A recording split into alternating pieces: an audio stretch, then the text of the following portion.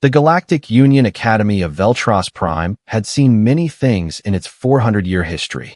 It had graduated generals, diplomats, scientists, and at least one individual who somehow became both a war criminal and a celebrated chef simultaneously. The Academy had survived supernova scares, budget cuts, and the Great Cafeteria Incident of 2187, which nobody talked about anymore. But nothing, absolutely nothing, had prepared Instructor Gorvak Hess for what was about to happen on a perfectly ordinary Tuesday afternoon. Settle down, Gorvak said, waving his 4 upper limbs at the chattering crowd of cadets filling the auditorium. His species, the Threnali, possessed 2 sets of arms and an expression permanently fixed somewhere between mild irritation and complete existential despair. Today, that expression was working overtime. We are beginning Comparative Warfare Studies, Module 7. Today's subject is Earth. A murmur rippled through the room. Cadet Brix Yuno, a young Paloran with bright copper skin and 6 fingers on each hand, leaned sideways toward his friend, Dasik Orin, whose species communicated partially through color shifts along their neck ridges. Dasik's neck was currently cycling through a calm teal. Earth, Brix whispered. Isn't that the species they only admitted to the Union like 8 years ago? Yes, Dasik replied quietly. The small ones. Soft skin, no natural armor, limited sensory range, average lifespan barely a century. My professor in xenobiology called them, quote, structurally tragic. Structurally tragic, Brix repeated, nodding seriously. Right. So this should be pretty easy content. Gorvak Hess clicked his secondary mandibles together, which meant everyone needed to stop talking immediately or face consequences that would be both creative and deeply inconvenient. Silence fell. Earth, Gorvak began, pulling up a holographic display, was flagged for Union observation approximately 300 of their years ago.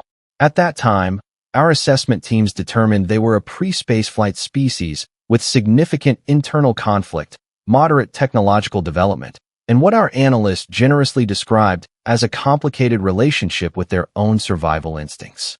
Someone in the back row laughed. A short, dismissive sound. Gorvak looked in that direction slowly. The laugh stopped. I will now show you the archival footage our observation teams compiled, he continued. This footage spans roughly 120 years of human conflict. It has been cleared for educational viewing. However, he paused there deliberately, letting the words sit in the air like something heavy. I am required, by Academy policy updated just last semester, to inform you that this viewing comes with a formal psychological preparedness notice. Brix and Dasik exchanged glances. Dasik's neck shifted briefly to a confused yellow. A psychological preparedness notice, Brix said under his breath. For a pre-spaceflight species. I know, Dasik whispered back. Seems excessive. Gorvak dimmed the lights. The first 10 minutes were fine. There were grainy images of early human conflicts, soldiers moving through mud, artillery fire, large mechanical vehicles rumbling across broken landscapes. The cadets watched with the comfortable academic interest of students who believed they were witnessing something safely historical and comfortably distant from anything that should concern them. Then Gorvak fast-forwarded to the mid-20th century. Then further, the footage shifted. The technology accelerated in a way that made several cadets sit slightly straighter in their seats. Artillery became missiles. Missiles became guided systems. Guided systems became something else entirely, layered and adaptive and multiplying in sophistication at a rate that felt, if you were being honest about it, slightly unreasonable. Cadet Prella Voss, a Muvari with 4 eyes and exceptional pattern recognition, raised her hand. Instructor Hess, is this timeline accurate? Are we watching this correctly? That technological jump took 60 years, Gorvak said flatly. Yes. Prella put her hand down slowly. Her 4 eyes blinked in sequence. That was her species' equivalent of someone needing a moment to sit with a very uncomfortable thought. The footage kept going. It showed humans in deserts, mountains, jungles, tundra, city streets, ocean floors. It showed them fighting in conditions that the Academy's own survival manual listed under the heading, environments incompatible with sustained operation. It showed them not just surviving those conditions, but apparently choosing them. Voluntarily. With planning. Someone in the third row made a sound that was not quite a word.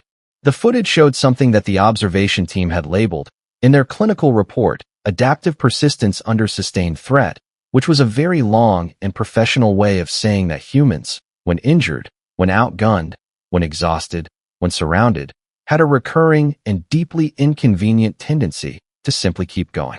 Brix realized his copper hands were gripping the armrests of his seat. He did not remember deciding to do that. The screen showed a clip flagged in the archive as notable behavioral outlier, case 1847.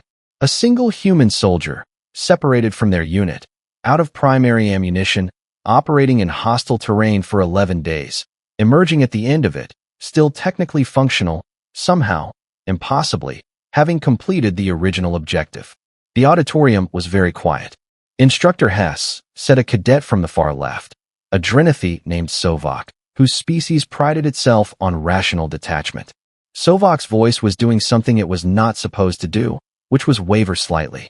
Was that individual considered exceptional among their species? Like an outlier? Gorvak Hess looked at Sovok for a long moment. That case, he said carefully, was classified by our analysts as statistically unremarkable. Sovok sat very still. The lights came up. Gorvak stood at the front of the room and looked out at 63 cadets who were, collectively, doing the facial, chromatic, and postural equivalent of needing someone to please explain what they had just watched. We will take a 15-minute break, Gorvak said. Part 2 of the footage covers the last 50 years. It includes the development of autonomous weapons systems, human counter-adaptation strategies, and what our observation team titled, internally, the section we argued about including. Nobody moved toward the exits. Not because they wanted to stay, but because several of them had just realized, with a cold and creeping certainty, that they had spent the last 40 minutes laughing quietly at a species they did not actually understand at all. And the second half had not even started yet. Brix looked at Dasik. Dasik's neck ridge had gone completely white. Among Dasik's people, white meant only one thing. It meant, I have just realized I was very, very wrong about something. Structurally tragic, Brix said quietly, mostly to himself. He did not say it. The 15-minute break lasted 23 minutes. This was not because anyone was relaxing. It was because Cadet Sovok had needed to sit on the floor of the hallway outside the auditorium for a while, and 2 other cadets had joined him, and then a third, and at some point it stopped being a break and started being something closer to a support group that nobody had officially organized. Gorvak Hess found them there.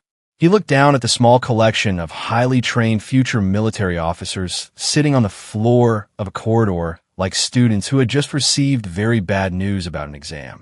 He said nothing. He had taught this module 11 times. He knew the floor-sitting phase. He simply waited with the patience of someone who had also once needed to sit on a floor. Eventually, they went back inside. Part 2, Gorvak said. Once the room had settled into the specific silence of people who were no longer certain they were prepared for what came next, covers the period from roughly the late 20th century to the present day. During this period, human military development did not slow down. I want to be precise about that. It accelerated. He clicked something on his panel. What you are about to see has been reviewed by the Union Strategic Assessment Division. Their official report, submitted after viewing this footage, was 47 pages long. The executive summary was 3 words. Cadet Voss, who had spent the break performing rapid mental calculations she had not liked the results of, raised her hand again. What were the 3 words? Gorvak looked at her steadily. Do not provoke. The room absorbed that. Brix felt something cold settle at the base of his spine. His species did not get chills in the traditional sense. They got something their language called, loosely translated, the quiet before wrong, which was the physical sensation of understanding arriving slightly too late to be useful. The screen came back on. The first segment covered something humans called asymmetric warfare, which was a very polished academic phrase for what was, in practice, the art of fighting opponents who were larger, better equipped, and more numerous, and doing it anyway, with creativity that the Union's own tactical analysts had apparently found personally offensive. The observation team's notes in the corner of the footage read, repeatedly, in an increasingly frustrated language, this should not be working. But it was working. It kept working. In deserts, in cities, in mountainous regions that the Academy's own terrain manual listed as tactically non-viable, small groups of humans had consistently, repeatedly, and with what could only be described as cheerful stubbornness, made the tactical manual look naive. Cadet Dacic Orin's neck had moved past white and into a color that did not have a common name, because it was not supposed to appear outside of medical situations.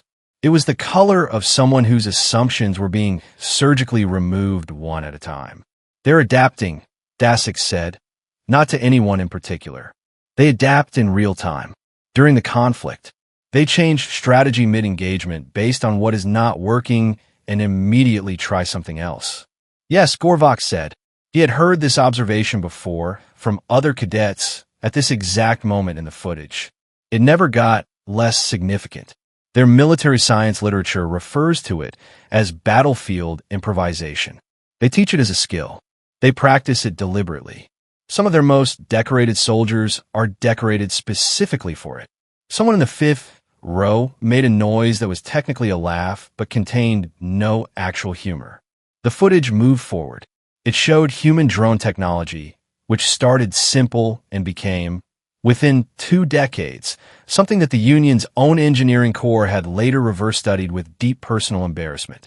It showed counter-drone systems developed in response to the drones, and then counter-counter systems developed in response to those, an escalating loop of adaptation and counter-adaptation that the observation team had labeled in a note clearly written at a very late hour. They are at war with their own previous solutions. They enjoy this. Cadet Rella Mox, a quiet Sunhari who had not spoken once during the first half, raised her hand with the slow deliberateness of someone who was not sure they wanted the answer to their own question. Instructor Hess, that soldier from earlier, the one separated for 11 days. You said that was statistically unremarkable. What would a remarkable case look like? Gorvak Hess paused. He pulled up a secondary archive file.